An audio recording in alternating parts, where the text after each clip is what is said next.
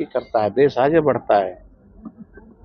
हम तो देश के तमाम नौजवानों से अपील कर रहे हैं कि जरा तुम बताओ कि विश्वकर्मा पूजा इस देश में सबसे ज्यादा होता है।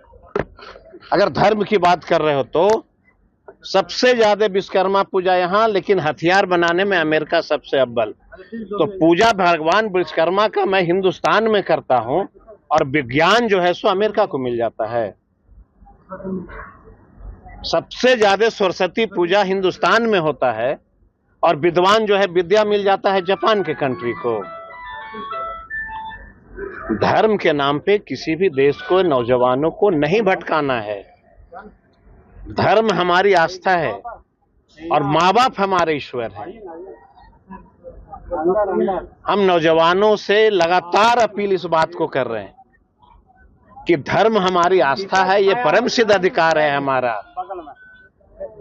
धर्म हमारी आस्था है, परम सिद्ध अधिकार है हमारा। इस धर्म के सीख देश का कोई प्रधानमंत्री, मुख्यमंत्री हमें नहीं दे सकता। हम मां के पेट से जन्म लेते धर्म के नाम पे, भगवान राम का नाम लेते हम आते हैं और हिंदुस्तान का नाम लेते आते हैं। इसकी पाठ देश के प्रधानमंत्री को पढ़ाने की क्या आवश्यकता है?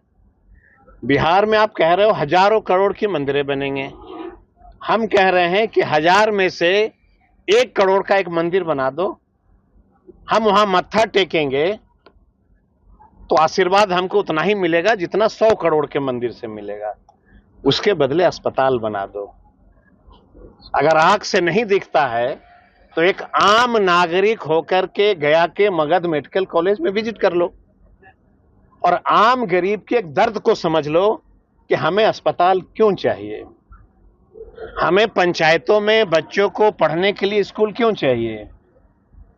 इसका मतलब यह है कि जब कोई राजा निकम्मा हो जाता है, देश की तरक्की की बात अगर नहीं कर पाता है, तो वो धर्म का प्रचारक हो जाता है।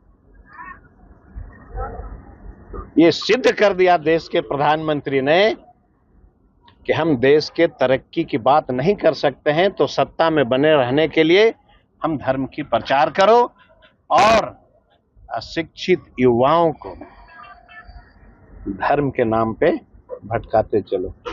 साउथ तो सब आप पत्रकार लोग साउथ देखे हैं कि नहीं?